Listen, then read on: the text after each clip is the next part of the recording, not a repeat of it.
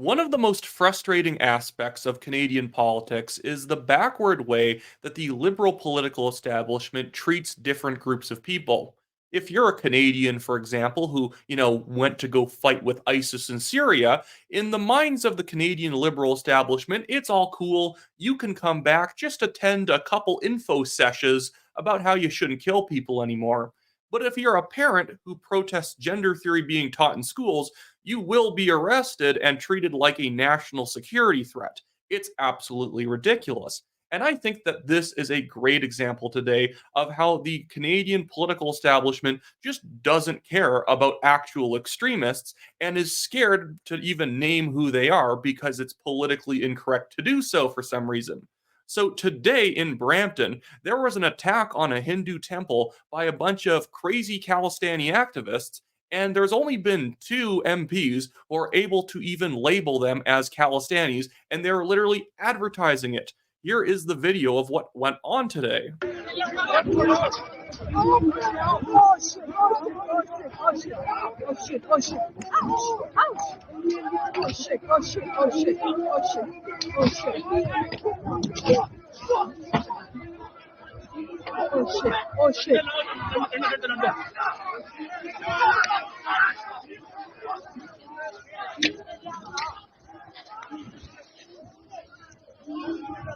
I think you guys all get what the situation is here.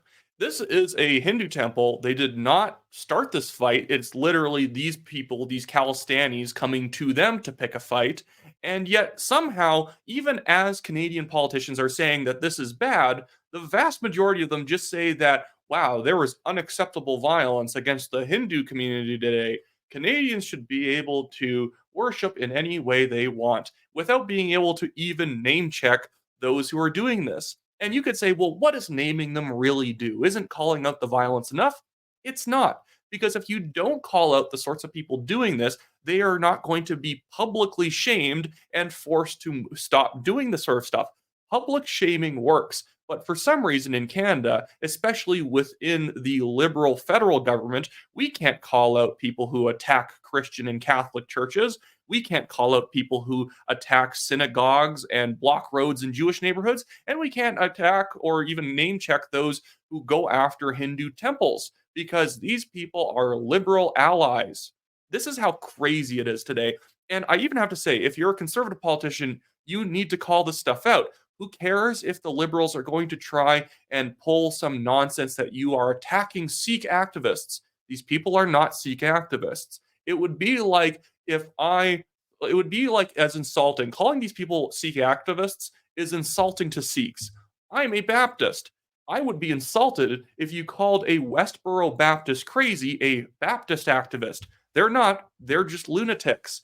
And right now, the only two, oddly enough, the only two MPs who have actually called these people out by name as Khalistanis, one of them being a current Liberal MP and another being a former Liberal MP, Chandra Arya, is a Hindu Liberal MP, making it more likely he was going to call this out. But he was actually had the backbone to call out these people as violent thugs who are trying to create divisions in Canada. The funny thing is, you get a lot of people online assuming, see, this is what happens when you have mass immigration. And while obviously I oppose mass immigration, and this is not a consequence of mass immigration, this is a consequence of not calling out violent thugs. Could be happening from technically any group. This is like how people in the NDP won't call out Antifa, but they'll go after the Proud Boys for doing the exact same violent things that Antifa does. In fact, Antifa probably does it worse because they're usually the ones who start fights. And the other MP alongside Chandra Arya was independent MP who was kicked out of the Liberal Party, Kevin Vaughn. So I would like for us all to be able to actually name and shame those who do violent things. At the same time, everyone seems perfectly comfortable to use really hyperbolic language going after, again, parents protesting the protesting gender theory in schools, or truckers parked outside of the Capitol protesting endless lockdowns and mandates. Somehow we have all the most overblown rhetoric for those people because we didn't like the manner in which they protested. But when people are actually saying violent things and attacking people, it just becomes a vague sense of violence that we all have to condemn without being able to name the Khalistanis because that's somehow rude. Or in case of if you're from Sikhs for Justice or the WSO, it's anti-Sikh to say that Khalistanis are bad, even though Khalistanis are a fringe minority of the Sikh community, and the Sikhs don't like them either. Again, it would be like saying that somehow the IRA are a pro-Catholic group. It's deeply insulting. I just want to pull up a post I made about it, and actually I'll go to Mocha's post. Mocha's been doing a really good job covering all these crazy protests going on. This is not normal stuff. I'll show you the sorts of signs that these people are currently showing at all their protests. This was video captured by Mocha Baruzian, I think is the way you say his name. Make sure you guys go follow him, Baruzian Mocha, on Twitter. He does a really good job of capturing these protests.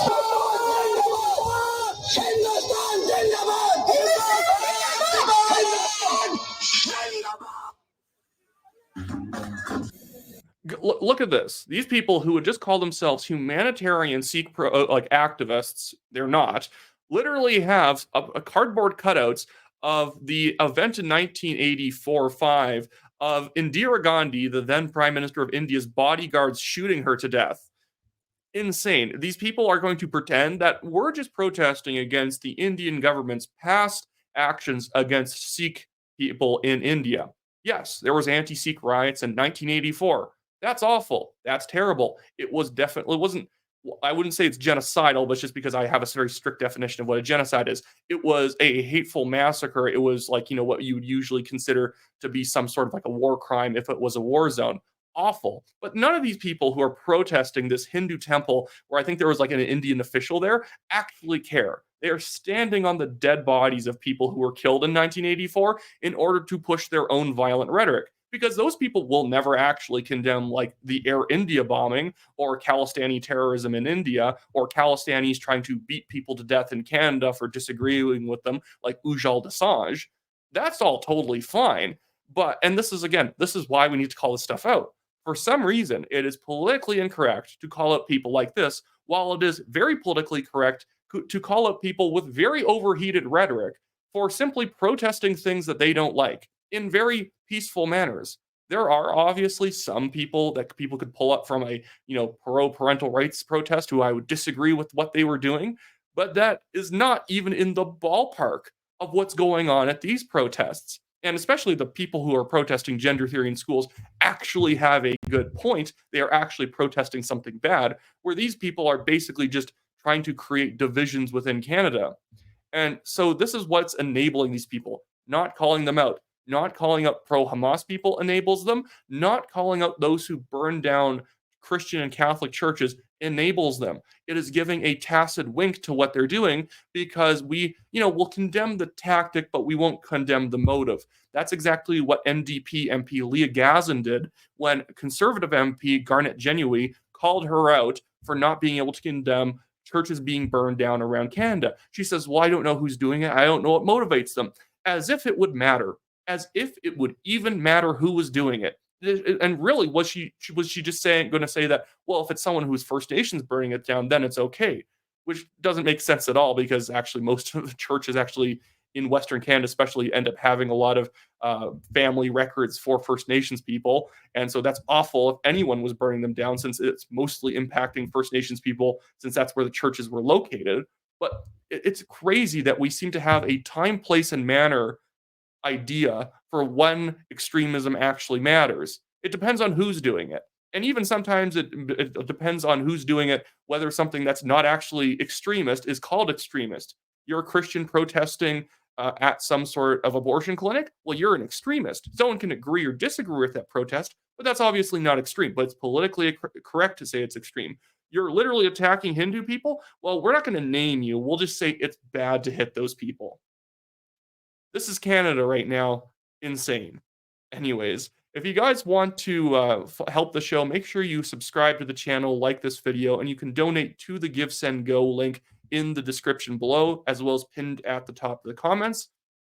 And then if you also want my recommendation for different politicians or people in nominations to support, if you want better local representation, you can also sign up down at my website in the description below, as well as pinned at the top of the comments, WyattClaypool.com. There are going to be 2 upcoming leadership races in the near future in Manitoba and New Brunswick. So those will be 2 races I'm going to focus on a lot. And as nominations are going on in different parts of the country, I can give recommendations if people want them. I can email people specifically in those areas so that they're in the know.